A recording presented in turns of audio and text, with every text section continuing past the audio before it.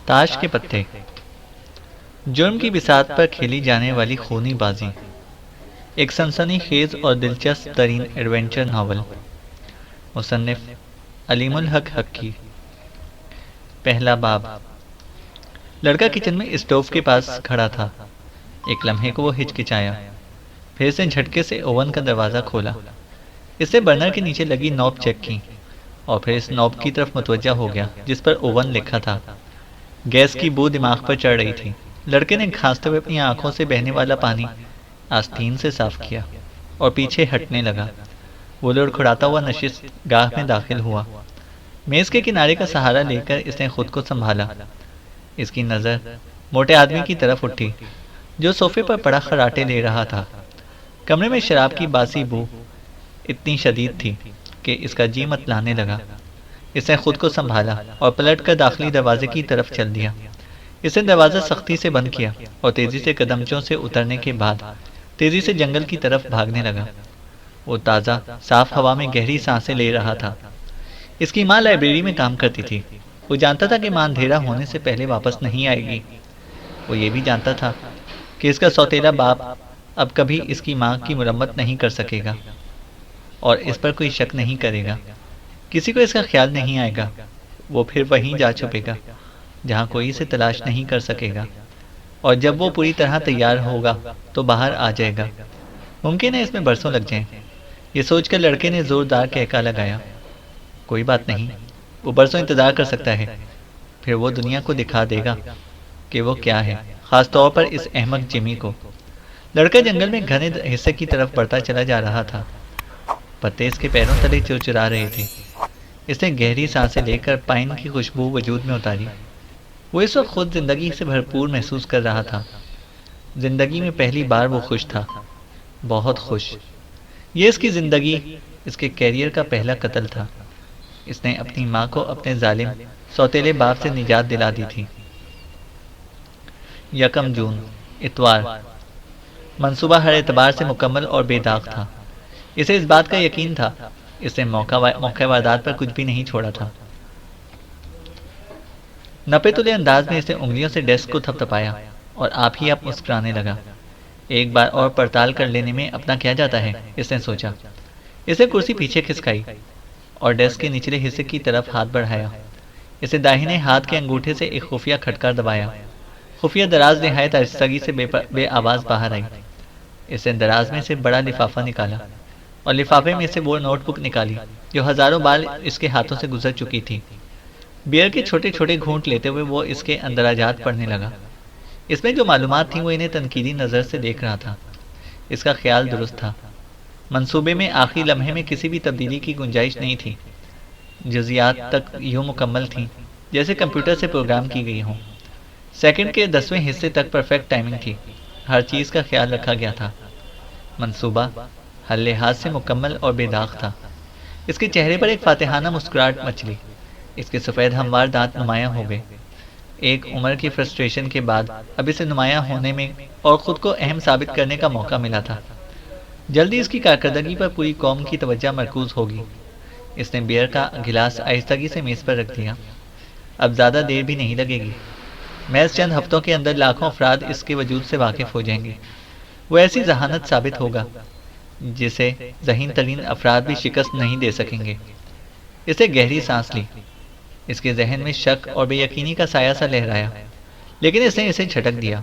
वो जानता था कि जुराइम की सुराग रसी अब बहुत साइंटिफिक अंदाज में की जाती है और इसमें टेक्नोलॉजी का दखल भी बढ़ गया है, मगर इसे यकीन था कि वो इन सब का मुकाबला कर सकता है, इनसे जीत सकता है। इसने दराज से एक स्याह धाती बॉक्स निकाला। ये बॉक्स बहुत पतला था। जेब से एक चाबी निकालकर इसने बॉक्स खोला और ब्लैक एंड वाइट फोटोग्राफ की एक गड्डी बाहर निकाली।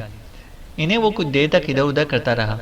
फिर इसने इन्हें मेज़ पर 4 छोटी गड्डियों में तकसीम कर दिया। चंद लम्हे इन्हें गौर से देखने के बाद इसे 2 गड्डियों की पोजीशन बदल दी। उमर को हसन पर फौकियत दीजिए, वो आवाज़ बुलंद पर बढ़ाया। लेकिन नहीं, लोग बराबरी के हकूक़ चाहते हैं। इन्हें बराबरी के हकूक़ ही मिलेंगे। मुतमईन होकर इसे 3 गड्डियाँ उठा लीं। इन पर रबर बैंड चढ़ाकर इसने इन्हें धाती बॉक्स में रख दिया। बॉक्स को दराज में रखने के बाद वो मेज़ पर रखी गड्डी की तरफ मुतवज्जा हुआ। इसने तस्वीरों के निचले हिस्से पर दाहिने कोने में स्याह पेंसिल से नंबर डाले। फिर इसने हर तस्वीर को नोटबुक के पहले तयशुदा सफ़े पर स्कॉच टेप की मदद से चिपकाया। इस काम से निबटकर इसने नोटबुक बंद करके इसे बड़े लिफाफे में रखा और लिफाफे को दोबारा खुफिया दराज में रख दिया। वो उठ खड़ा हुआ। इसका कद ऊंचा और जिस्म कसरती था। वो बहुत आहिस्तगी से सीढ़ियां उतरा। किचन में इसने गिलास सिंक में छोड़ा और बेसमेंट में चला गया। अगरचे घर में कोई भी नहीं था, मगर वो यूं दबे पांव चल रहा था जैसे किसी शिकार का ताकुब कर रहा हो। वो सीधा शराब की अलमारी की तरफ गया और शराब की 3 मखसूस बोतलें हटाईं। इसके नतीजे में इसका असलहा खाना और भेस बदलने का सामान सामने आया। वो मुस्कुराया। ये कॉम्बिनेशन लॉक कभी किसी की समझ में नहीं आएगा। इसने फख्र से सोचा, कौन सोच सकता है कि 3 खास बोतलें हटाने से खुफिया अलमारी खुलती है। एक कंटेनर से इसने एक जाना पहचाना टेप निकाला और इसे पोर्टेबल टेप रिकॉर्डर में लगाया। वो बड़े इन्हमाक से वो मुख्तलिफ आवाज़ें सुनता रहा जो उसे पिछले 6 माह में चुपके से रिकॉर्ड की थी। फिर से सादा टेप पर अपनी आवाज़ में इन आवाज़ की नकल रिकॉर्ड करके चेक की। मुतमईन होने के बाद इसने टेप रिकॉर्डर ऑफ किया, टेप निकालकर कंटेनर में रखा और कंटेनर को लॉक कर दिया। अब इसने बड़ी एहतियात से वो चीज़ें मुंतखब की जो मंसूबे पर अमल दरामद के लिए ज़रूरी थी। असलहे में इसने हाथ पर चढ़ाए जाने वाले पीतल के क्लब की चोड़ी, एक चाकू और एक लोहा काटने वाली आरी मुंतखब की। इन चीज़ों को एक तौलिए में लपेटकर इसने इन्हें फॉर्म के खास कंटेनर में रखा। खुफिया अलमारी में से एक स्याह पेंट, स्याह पुल ओवर और रबर सोल के स्याह जूते निकालने के बाद इसने शराब की 3 बोतलों को तरतीब से रखा और अलमारी लॉक कर दी। वो अपने ख़ास कमरे में वापस आया। मकामी अखबार लेकर वो अपनी पसंदीदा कुर्सी में नीम दराज हो गया, लेकिन जल्द ही वो अखबार से बेजार हो गया। फेयरपोर्ट के अखबारात में कोई दिलचस्प खबर मौजूद नहीं थी, कोई सनसनी नहीं, कोई हैजान नहीं। लेकिन वो जानता था कि अनकरीब सूरत हाल जल्द बदल जाएगी। जल्दी फेयरपोर्ट, कनेक्टिकट की खबरें मुल्क भर में अखबारात के सफ़ाए अव्वल की जीनत बनेंगी। टीवी पर भी यही सूरत हाल होगी। वो दोनों हाथों को आपस में रगड़ने लगा। इसे अपनी कैलेंडर वॉच में देखा, 1 जून। वो हरकत में आने को तैयार था। कोई भी इस पर शक नहीं करेगा, ना इसके दोस्त, ना इसके पड़ोसी, ना इसकी फैमिली। और डेम्पसे का तो सवाल ही पैदा नहीं होता। डेम्पसे अहमद बॉय स्कॉट डेम्पसे, वो डेम्पसे को बर्बाद कर देगा। वो डेम्पसे की सहानत को शिकस्त देगा, इसे शर्मिंदा और रुसवा करेगा और फिर इसे कत्ल कर देगा। कमरा इसके कहकहों से गूंज उठा। लॉन्ग आइलैंड में किश्तियों की रेस हो रही थी। जिम डेम्पसे की किश्ती अटलांटिक सबसे आगे थी। डेम्पसे चीख चीख कर हिदायत दे रहा था। फिर से पलट कर देखा और मुस्कुरा दिया। हम जीतेंगे ब्रेंडा। Well done. ब्रेंडा ने इसे देखा और असबात में सर हिला दिया। मगरिब की तरफ झुकते सूरज की रोशनी में डेम्पसे का चेहरा तांबे की रंगत का लग रहा था। कभी वो बहुत खूबसूरत चेहरा था, मगर अब वो अपनी दिलकशी खो रहा था। इसके गहरे स्याह बाल अपनी चमक खो रहे थे। कहीं कहीं सफ़ेदी झलकने लगी थी, लेकिन इसकी मुस्कुराहट का जादू बरकरार था। वो मुस्कुराता तो चेहरे पर जमी बरसों की बर्फ पिघल जाती। फायर की आवाज़ ने इन्हें बताया कि उन्होंने ये रेस और क्लब की चैंपियनशिप जीत ली है। जिम डेम्पसे की बाँछें खिल गईं। मुसलसल 3रा साल। मैं अपने क्रू का शुक्रगुजार हूँ। इसे ब्रेंडा के घुटने को थपकी दी। ब्रेंडा हंस दी। ये सताइश इसे अच्छी लगी थी, हालांकि वो जानती थी कि ये दुरुस्त नहीं है। दूसरे नंबर पर आने वाले नेड निकोलस ने अपनी किश्ती इनकी किश्ती से मिलाते हुए कहा, तुम दोनों को मुबारक हो। जिम, तुम ब्रेंडा को मेरी किश्ती पर मौका क्यों नहीं देते? भाई, दूसरों को भी तो चांस मिलना चाहिए ना। नहीं, ऐसा हुआ तो तुम जीत जाओगे और मेरी कामयाबी का राज सबको मालूम हो जाएगा, जिम ने खुश दिली से कहा। ब्रेंडा ने कहकहा लगाया और हंसती हुई बोली, तुम किश्ती की धुलाई करो डियर, मैं जरा अपना हुलिया दुरुस्त कर लूँ। क्लब हाउस की तरफ जाते हुए ब्रेंडा को एहसास था कि मर्द अब भी इसे मुड़ मुड़ कर देखने पर मजबूर हैं। ये कमाल इसकी खुशबदनी का था और इसका सबब ये था कि वो बाकायदगी से वर्जिश करती थी। अपनी किश्ती में खड़ा नेड निकोलस ब्रेंडा को बहुत गौर से देख रहा था। इसे यह एहसास नहीं था कि इसकी बीवी सूजी भी इसकी नज़रबाजी को देख रही है। सूजी सोच रही थी कि वो नेड की हुस्न परस्ती को कभी नहीं बदल सकेगी। वो उदासी से सर हिलाकर रह गई। जिम और स्पाइक भी ब्रेंडा ही को देख रहे थे। बहुत शानदार लड़की है, स्पाइक ने खामोशी तोड़ी। बहुत खुश मिजाज और प्यारी। जिम ने बेध्यानी से इस बात में सर हिला दिया। वो जानता था कि ब्रेंडा खास हस्ती है, इसके पास सिर्फ ज़ाहिरी हुस्न नहीं था, वो बातिनी तौर पर भी खूबसूरत थी। ऐसा कम ही होता था कि वो किसी बात की शिकायत करे। सैंडी का हादसा इस पर असरअंदाज हुआ था। इस हादसे में सैंडी के दिमाग को नुकसान पहुंचा था, मगर ब्रेंडन ने अपनी उदासी को खुशमिजाजी के पर्दे में छुपा लिया था। वो उदास कभी कभार ही नजर आती थी। सैंडी जिम को भी बहुत प्यारी थी। वो इसका सब कुछ थी। इसे उम्मीद थी कि वो जल्द ही ठीक हो जाएगी। जिम ने अपनी किश्ती को बांधा और ब्रेंडा से मिलने चल दिया। वक्तन फवक्तन लोग इन दोनों को मुबारकबाद देते रहे। स्पाइक बर्ग्स अजीब सी नज़रों से इन्हें देखता रहा। ब्रेंडा को देखकर इसकी धड़कनों की रफ्तार बढ़ रही थी। वो नज़रों से ओझल हो गई तो इसने आंखें बंद कर ली। अब वो इसे तस्वुर में देख रहा था। स्पाइक कभी कभी जिम से चिढ़ने लगता था, लेकिन वो ये बात मानता था कि जिम टेम्प से ज़बरदस्त आदमी है। वो एक मुनफरिद इंसान था और साथ ही सोचने का मुनफरिद अंदाज भी रखता था और हौसलामंद भी था। मगर स्पाइक इससे शिकस्त खाते खाते तंग आ चुका था। स्पाइक ने अपनी किश्ती के बारबान बैग में ठूंसे और अपने सर पर हाथ फेरा। वो मुस्कुराया। इसे खुशी थी कि 42 साल की उम्र में भी इसका जिस्म चट्टानों की तरह सख्त है। इसने टपारीलो सुगार के नए पैकेट से सुगार निकालकर सुलगाई। खुशी की बात यह थी कि उसने निकोलस को तो शिकस्त दे ही दी थी। दूसरी पोजीशन भी कम तो नहीं होती। सनराइज लेन के एक पुरकशिश मकान में एक अजीब मामूल दोहराया जाने वाला था। डॉक्टर डेविड और टिन हाथ में एक पिंजरा लिए हुए अपनी लेबोरेटरी में दाखिल हुआ और छत पर लगी हुई दूधिया रोशनी का स्विच ऑन कर दिया। पिंजरे में 4 चूहे बंद थे। दरवाज़ा बंद करके वो सीधा शीशे के डिस्प्ले केस के पास पहुंच गया, जिसमें 4 सांप मौजूद थे। इसने केस के टेम्परेचर और हवा में नमी के तनासब को चेक किया। इस केस के मौसम को इसने एरिज़ोना के सहरा के मुताबिक किया हुआ था। दिन गर्म और खुश्क और रात सर्द। और टिन चंद लम्हे सांपों को गौर से देखता रहा। सबसे छोटा 3.5 फीट लंबा सांप खड़खड़ाया, अपने बिल खोले बैठा था।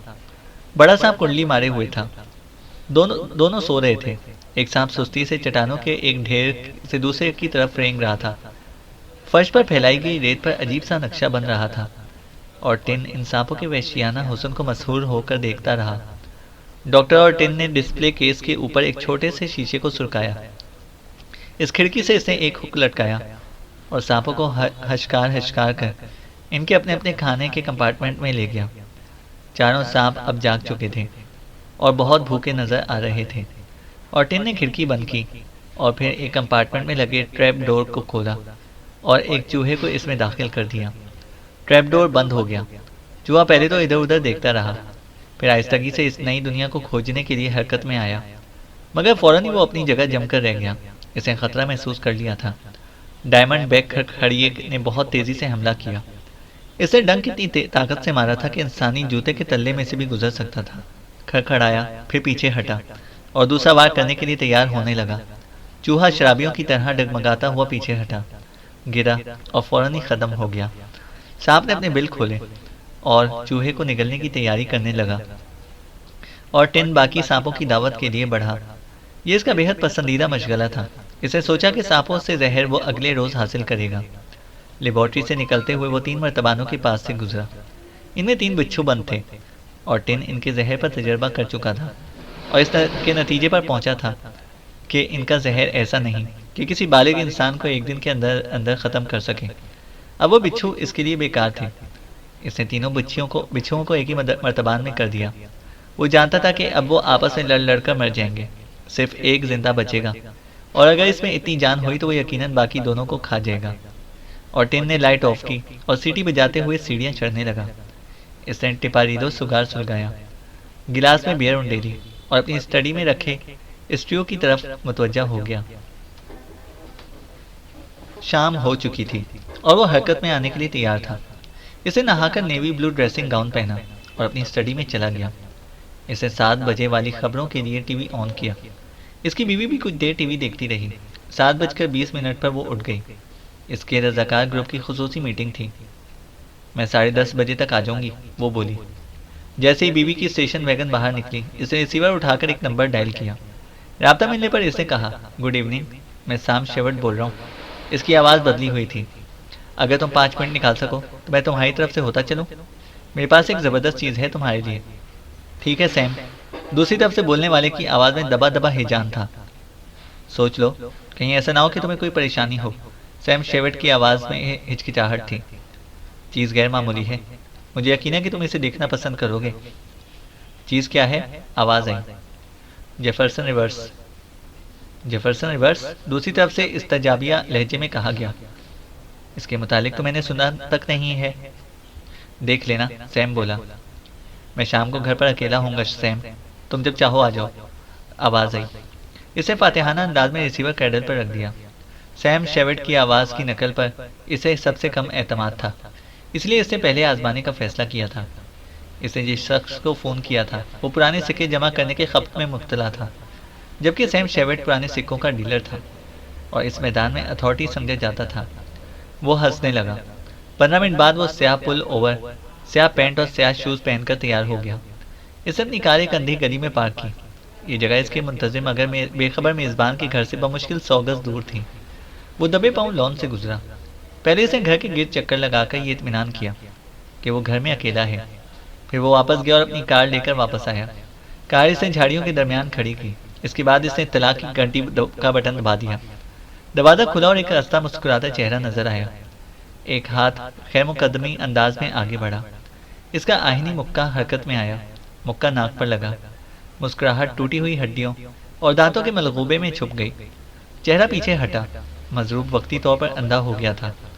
वो तेजी से बढ़ा। मोहलत देना मुनासिब नहीं था। इसका घूंसा हदफ के पेट में लगा। वो तकलीफ से दोहरा हो गया। अगला वार गर्दन के पीछे एक कराटे चाप था। गर्दन की हड्डी टूटने की आवाज़ बहुत वाजे थी। बेहस हरकत जिस्म फर्श पर गिर गया। इसने झुककर चेक किया कि शिकार मर चुका है। फिर वो लाश उठाकर बाथरूम में ले गया और इसे बाथ टब में डाल दिया। इसने लाश के कपड़े उतारे और कपड़ों, जूतों और मोज़ों को सलीके से तय करके कपड़ों की अलमारी में रख दिया। फिर इसने अपनी जेब से चाकू और लोहा काटने वाली आरी निकाली और बड़े माहिराना अंदाज में लाश को 6 टुकड़ों में तकसीम कर दिया। इसने पानी खोल दिया था ताकि खून बह जाए। एक लम्हे, सिर्फ एक लम्हे को ऐसा लगा जैसे उसे कह हो जाएगी।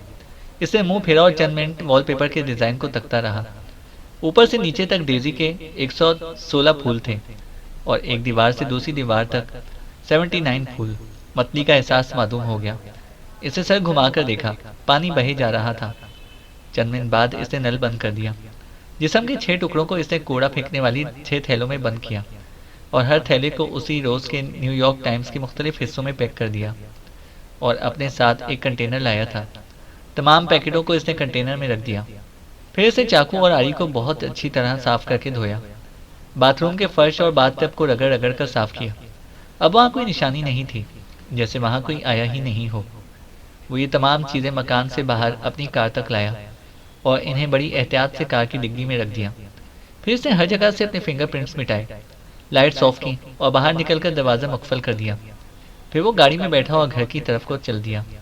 घर पहुंचकर इसने अपनी इस्तेमाल की हुई तमाम चीज़ें दोबारा खुफिया अलमारी में रख दी। इसने जिस कंटेनर में लाश के पार्सल रखे थे, इस पर ताश का एक पत्ता, हुक्म का इक्का रखा और कंटेनर को डीप फ्रीजर के सबसे निचले हिस्से में रख दिया। यहाँ वो अपनी शिकार की हुई मछलियाँ स्टोर करता था। वहाँ बिल्कुल वैसे ही 3 कंटेनर और थे जिनमें मछलियाँ पैक थीं। लाश वाले कंटेनर को इसने तीनों कंटेनर्स के नीचे रख दिया। मुनासिब वक्त पर वो इसके मौजूदात को कहीं और मुंतकिल कर सकता था। फिर इसने अपने कपड़े उतारे और इन्हें अखबार में लपेट कर अपनी कार की डिग्गी में रख दिया। अगली सुबह ही इसने इनको ठिकाने लगाना था। इसने नहाकर फिर वही कपड़े पहने। खुफिया दराज में से नोटबुक निकालकर इसमें मौजूद फॉरेस्ट के पहले नाम को स्याह पेंसिल से काट दिया। फिर इसे नोटबुक दराज में रख दी। सब कुछ मंसूबे के मुताबिक हुआ था। इसकी बीवी 10:25 पर वापस आई तो वो सो चुका था। वो इतना पुरसुकून लग रहा था कि बीवी ने इसे जगाना भी मुनासिब ना समझा। 2 जून, पीर। इसने आंखें खोली और घड़ी में वक्त देखा। सुबह के 6:30 बजे थे। वो बेदार हो गया। इसे यकीन था कि यह भी एक शानदार दिन है। नाश्ते के बाद इसने बेसमेंट के छोटे फ्रिज में से 3 पाउंड हैमबर्गर निकाले और इस पर सफ़ेद रंग के सफ़ूफ की नपी तुली मिकदार छिड़की और अच्छी तरह मिलाने के बाद इसके 6 पेटिस बना लिए। मिकदार के मामले में इसने बड़ी एहतियात बरती थी। इसे यकीन था कि इनकी तबीयत तो ज़रूर बिगड़ेगी मगर वो मरेंगे नहीं। वो इसे इतने खूबसूरत लगे थे कि इन्हें ख़त्म करने को इसका दिल नहीं मानता था। अपनी खुफिया अलमारी से सुर्ख रंग का एक छोटा सा प्लास्टिक बॉक्स और एक ब्राउन कागज़ का थैला निकाला। इसने एहतियात से चेक किया, बॉक्स का स्विच ऑफ किया। रिसीवर एक्टिवेटेड नहीं था, बाहर के सिग्नल वसूल नहीं कर सकता था। फिर से थैले की चीज़ें चेक की और इसे नीचे ऊपर दोनों तरफ से टेप सख्ती से बंद कर दिया। फिर से बड़ी एहतियात से प्लास्टिक के बॉक्स को सिलेंडर की शक्ल में रोल हुए लिफाफे के साथ लगाकर इसे भी टेप से चिपकाया। थैले से बाहर निकले हुए तारों को फी बॉक्स के क्लिप से जोड़ दिया। खुफिया अलमारी मुकफल करने के बाद वो ऊपर आया तो इसके हाथ में प्लास्टिक बैग था जिसमें हैमबर्गर के पेटीज रखे हुए थे और दूसरे हाथ में फुटबॉल की शक्ल का अजीब सा आला था जिसे वो बड़ी नज़ाकत से पकड़े हुए था। कार में बैठकर अपने ऑफिस जाते हुए वो गोल्ड कोस्ट के फैशनेबल इलाके से गुजरा जहाँ साहिली जागीरें थीं। जागीरों के दरमियान बाड़ें हद फासिल का काम करती थीं। इसने अपनी कार सबसे खूबसूरत जागीर के आहिनी जंगले के सामने रोक दी। कार में बैठे बैठे इसने गोश्त के पेटिस आहिनी गेट के दूसरी तरफ उछाल दिए। फिर इसने जेब से एक सीटी निकालकर इसे दोबारा बजाया। सीटी की आवाज़ इंसानी समाज की पहुंच से बाहर थी। ड्राइविंग सीट पर बैठे बैठे चंद लम्हे बाद इसे जंगले की तरफ से झपटते हुए कुत्तों की गुर्राहटें सुनाई दी और इसने गाड़ी आगे बढ़ा दी। सुबह 8:30 बजे जिम डेम्पसे पुलिस हेडक्वार्टर पहुंचा। वो फेयरपोर्ट के वस्त में ईंटों और शीशे की जदीद तर्ज की 2 मंजिला इमारत थी। जिम ने इधर उधर नजर दौड़ाई। इसे और ब्रेंडा दोनों को फेयरपोर्ट बहुत पसंद था। वो इन्हें न्यू इंग्लैंड की याद दिलाता था। जिम डेम्पसे पूरी यूनिफॉर्म में कम ही नजर आता था। सब जानते थे कि वो चीफ ऑफ पुलिस है। हाँ, वो बवक्ते ज़रूरत इस्तेमाल के लिए कैप्टन के ओहदे की कैप जरूर ग्लव्स कंपार्टमेंट में रखता था। ऐसी ही एक टोपी दफ्तर में इसकी मेज़ की दराज में मौजूद रहती थी। डेम्पसे इमारत में दाखिल हुआ और लॉबी में मौजूद ड्यूटी डेस्क की तरफ बढ़ा। सार्जेंट ऑर्डर इस आहट को पहचानता था। इसने कुछ कागजात अपनी तरफ खींचे और ये जाहिर किया जैसे वो इन्हें बगौर पढ़ रहा है। फिर से सर उठाकर देखा और चेहरे पर हैरत का तासुर लाया। मॉर्निंग चीफ, इसने गूंजदार आवाज में कहा। मॉर्निंग ऑर्डर, कोई अहम खबर? सार्जेंट ने नफी में सर हिलाया। सब कुछ मामूल के मुताबिक है चीफ। डेम्पसे की नज़र कागजात के नीचे से झांकते हुए अखबार के स्पोर्ट्स पेज पर पड़ी। वो इसे नज़रअंदाज करके सीढ़ियां चढ़ता हुआ अपने कमरे में चला गया और दर्क इसे सताइशी नज़रों से देखता रहा। चीफ की चाली प्रोफेशनल एथलीट वाली थी। इसके जिस्म से तवानाई फूटती महसूस होती थी। डेम्पसे अपने दफ्तर में दाखिल हुआ जहाँ इसकी असिस्टेंट मैरी मौजूद थी। मॉर्निंग चीफ, मैरी ने मुस्कुराते हुए कहा। मैं आपके लिए कॉफ़ी लाती हूँ। मीटिंग 9 बजे होगी। डेम्पसे अपनी मेज़ के पीछे जा बैठा। ऑफिस कुशादा था और इसे बहुत अच्छी तरह आरास्ता किया गया था। ऑफिस की डेकोरेशन ब्रेंडा की मरहूने मिन्नत थी। इसकी मेज़ पर मार्बल का टॉप रखने का आइडिया भी ब्रेंडा ही का था। मैरी कॉफ़ी की ट्रे लेकर आई। डेम्पसे ने बाहर जाती हुई मैरी को सताइशी नज़रों से देखा। वो बेवा थी, फेयरपोर्ट पुलिस में भर्ती होने वाली पहली बेवा और पहली औरत। बहुत तेज़ी से तरक्की करके वो सार्जेंट के ओहदे पर पहुंच गई। तरक्की के 2 माह बाद इसका शौहर, जो कंप्यूटर प्रोग्रामर था, कार हादसे के अलमनाक हादसे में हलाक हो गया। अपने दुख से लड़ने के लिए मैरी ने खुद को पूरी तरह महकमे के लिए मसरूफ़ कर लिया। अब यही इसकी ज़िंदगी थी। वो डेम्पसे की असिस्टेंट भी थी और सेक्रेटरी भी। डेम्पसे ने उठकर इस अपने लिए प्याली में स्याह कॉफ़ी उंडेली। वो अभी मैरी के बारे में सोच रहा था। मैरी मज़ीद प्रमोशन की मुस्तहिक थी। वो मुस्ताद और मेहनती भी थी और अहल भी। इसके पास सुरागरसी की जुबिलत भी थी। क्या मुसीबत है, वो झिंझला गया। अच्छी सेक्रेटरी भी तो आसानी से नहीं मिलती। वो आप भरकर रह गया। मगर दयानतदारी का तकाजा ये है कि इसे प्रमोशन दिया जाए। इसे कुर्बानी देनी ही पड़ेगी। ठीक 9 बजे लेफ्टिनेंट टॉम फेरो और गस बेली डेम्पसे के कमरे में दाखिल हुए। ये मामूल की मीटिंग थी जो हर पीर को होती थी। इनके दरमियान रस्मी गुफ्तगू हुई और फिर डेम्पसे के कहने पर उन्होंने अपने लिए कॉफ़ी उंडेली। बेली निस्बतन छोटे कद का था, 5 फीट 9 इंच। इसके कंधे चौड़े और जिस्म बेहद मजबूत था। वो सांड की तरह चलता था। फेरो का कद 6 फीट था। वो पंजों के बल आहिस्तगी लेकिन बहाव के साथ चलने का आदी था। मीटिंग शुरू हो गई। डेम्पसे को इनकी मुतजाद शख्सियतें हैरान करती थी। दोनों ज़हीन थे और दोनों बहुत अच्छे पुलिस अफसर थे। इसके सिवा इनके दरमियान कोई मुश्तरक कदर नहीं थी। दोनों की ज़ाहिरी शख्सियत भी मुख्तलिफ थी। बेली गैर लचकदार जहन का मालिक था। वो बहुत तरतीब से और इस्तकलाल और लगन से काम करता था। इसके बरक्स फीरो का जहन तख्लीकी, तस्वुराती और आर्टिस्टिक था।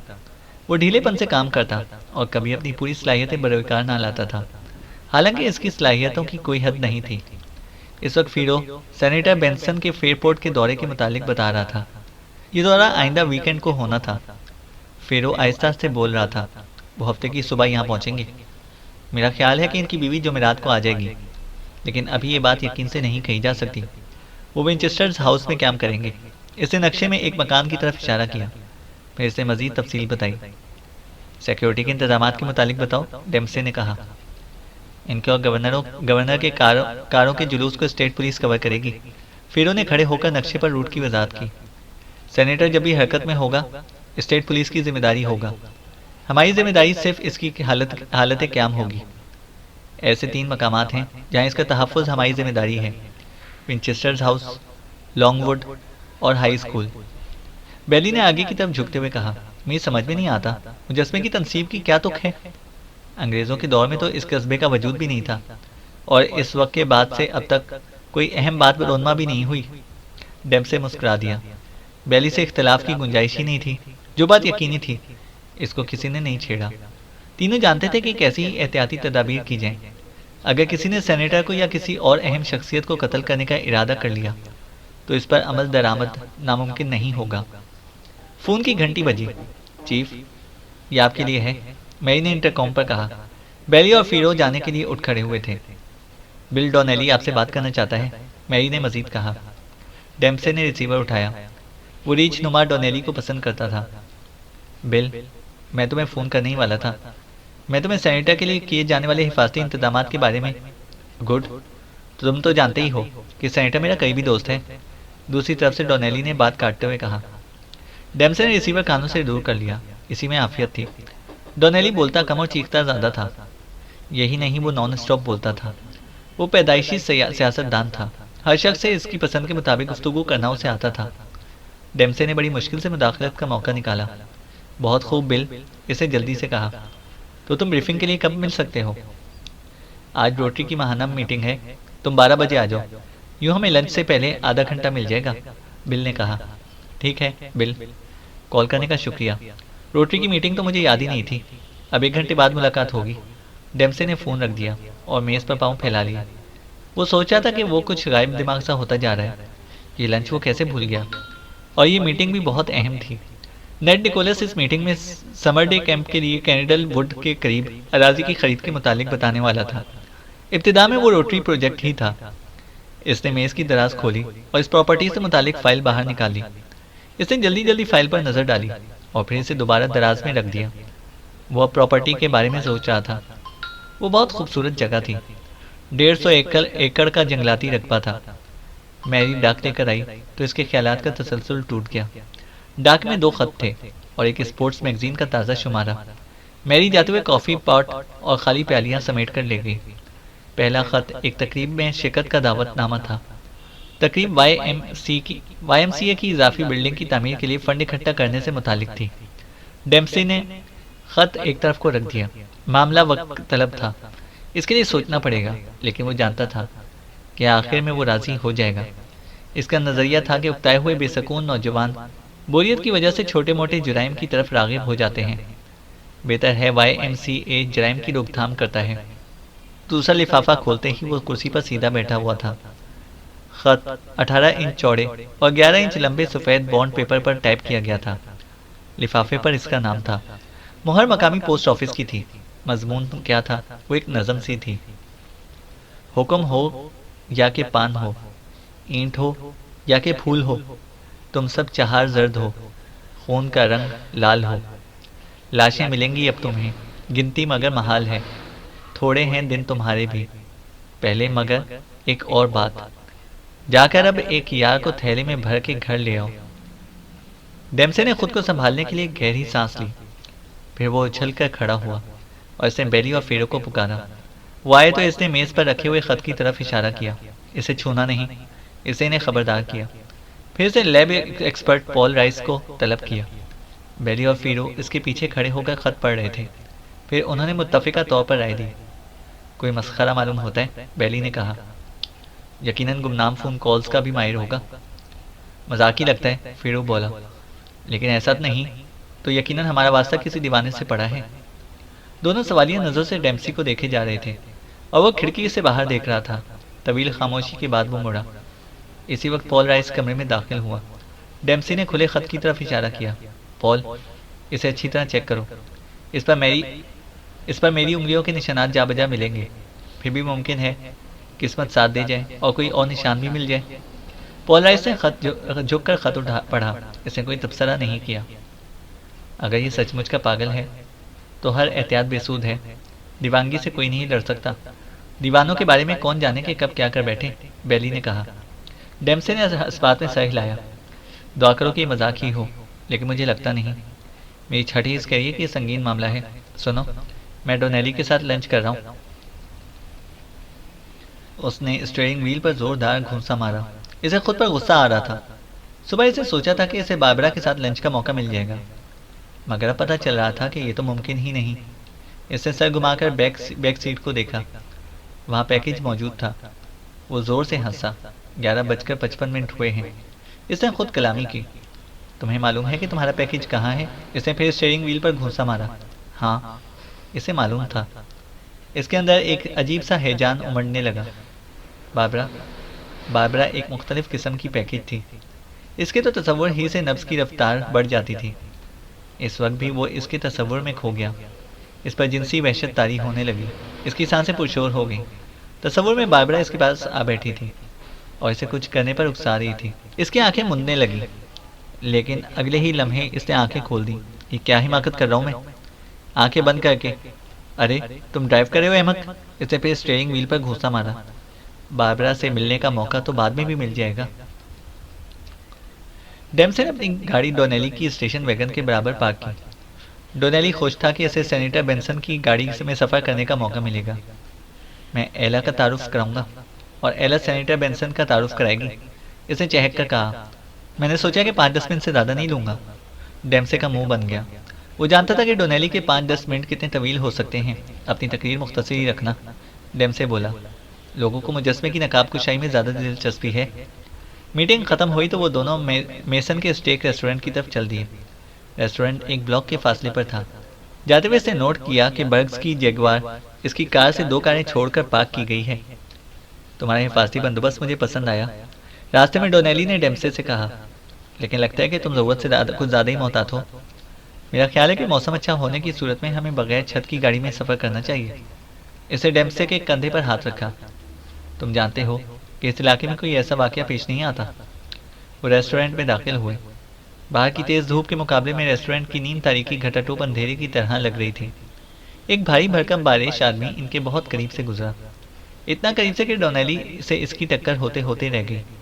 वो दोनों बेसमेंट के प्राइवेट डाइनिंग रूम में जाने के लिए जीने की तरफ बढ़ गए। डेम्से ने डाइनिंग रूम का जायजा लिया। वहाँ 5 अफराद पहले से मौजूद थे।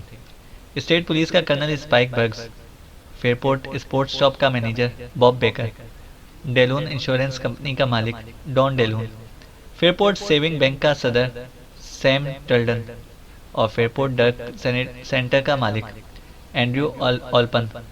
डेम्से और डोनेली ने इनसे हेलो हेलो की ही थी कि नेड निकोलस और हैरी हवाइल भी आ पहुंचे। डोनेली ने ड्रिंक्स का ऑर्डर दिया। निकोलस कमरे में फातिहाना अंदाज में दाखिल हुआ। वो मुस्कुरा रहा था। इसे अपना ब्रीफकेस खाली कुर्सी पर रख दिया। हवाइल के हाथ में भारी कार्डबोर्ड लगा हुआ था और एक बहुत बड़ा नक्शा था। इसकी पेशानी पर पसीना चमक रहा था। बाहर बहुत गर्मी है। इस साल सख्त गर्मी होगी, वो बड़बड़ाया। सब लोग निकोलस से सवाल करने लगे। कोई जवाब देने की बजाय वो इनसे गर्मजोशी से हाथ मिला रहा था। फिर इसने मुस्कुराते हुए दोनों हाथ बुलंद किए। जेंटलमैन, फेयरपोर्ट के बच्चों के लिए ये एक यादगार दिन है। हमें माकूल कीमत पर वो अराजी मिल गई है।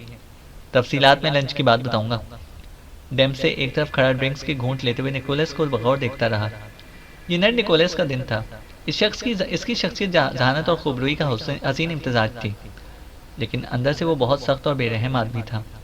इसकी सबसे बड़ी ख्वाहिश ज़्यादा से ज़्यादा दौलत कमाना था।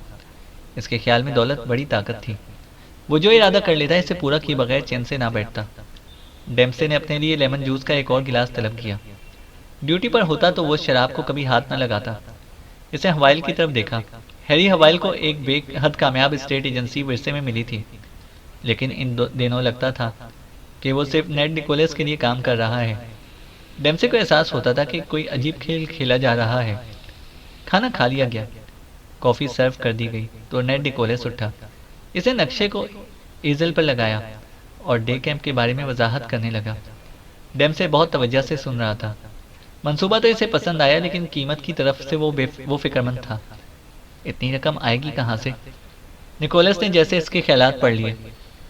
$1.5 मिलियन बज़ाहिर बड़ी रकम है, इसने कहा, लेकिन गौर करें तो ये $10,000 फी एकड़ है। ये बहुत सस्ती है, वरना जब से फेयरपोर्ट में सरमायाकारी शुरू हुई है, ज़मीन की कीमत बहुत तेज़ी से बढ़ रही है। आइंदा साल ये ज़मीन आपको $15,000 फी एकड़ भी नहीं मिलेगी। मैं गलत तो नहीं कह रहा हूँ ना हैरी? वो हैरी हवाइल की तरफ मुड़ा। स्टेटमैन ने पेशानी से पसीना पोंछा और इकरार में सर हिलाया। ठीक कहते हो, कैंप के लिए इससे अच्छी डील नहीं हो सकती। और हम सब ने समर कैंप के हक में वोट दिया था, निकोलस ने सबको याद दिलाया। हम इस मकसद के लिए $2.5 लाख जमा भी कर चुके हैं। मैंने सैम से $5 लाख की बात कर ली है, रहन के एवज, और हमें वॉशिंगटन से भी फंड्स मिलेंगे। सो दोस्तों, ये फेरोपोर्ट के लिए एक यादगार दिन है। डेम्से मैंने बैंकार टिल्डन की तरफ देखा। वो ताइद में सर हिला रहा था, लेकिन न जाने क्यों डेम्से मुतमईन नहीं था। इसे एहसास था कि इस डील में कहीं कोई गड़बड़ है। लेकिन हवाइल और टल्डन निकोलस से मुत्तफिक थे, और वो एक्सपर्ट थे, जबकि वो ज़मीन जायदाद के बारे में कुछ भी नहीं जानता था। हाँ, वो इंसानों को समझने की सलाहियत ज़रूर रखता था, और वो जानता था कि निकोलस के सीने में जो दिल है, वो सिर्फ खून पंप करना जानता है। डेम्पसे ने हिचकिचाते हुए दूसरों के साथ हाथ उठा दिया। अराजी खरीदने का फैसला मुत्तफिका तौर पर हुआ था। निकोलस मुस्कुराया। इसने कोट की अंदरूनी जेब से टपारीलो सुगार निकालकर सुलगाया। फिर इसने हवाइल की तरफ देखकर अपनी बाएं आंख दबाई। मीटिंग खत्म हुई तो सब लोग निकोलस के गिर्द जमा हो गए। डेम्पसे रेस्टोरेंट से निकल आया और अपनी कार की तरफ चल दिया। इसने टावर के क्लॉक पर नजर डाली। 2:20 हुए थे। इसका दिमाग बहुत तेजी से काम कर रहा था। वो नेड निकोलस के बारे में सोच रहा था। निकोलस खुदगर्ज आदमी था। वो ऐसा नहीं था कि किसी के लिए भी कुछ करे। हाँ, इसका अपना फायदा हो तो और बात है। डेम्पसे गाड़ी ड्राइव करते हुए पार्किंग लॉट से बाहर आ गया। चैनल को सब्सक्राइब करें और बेल आइकन को प्रेस करें ताकि हमारी हर अपडेट आपको बर वक्त मिल सके।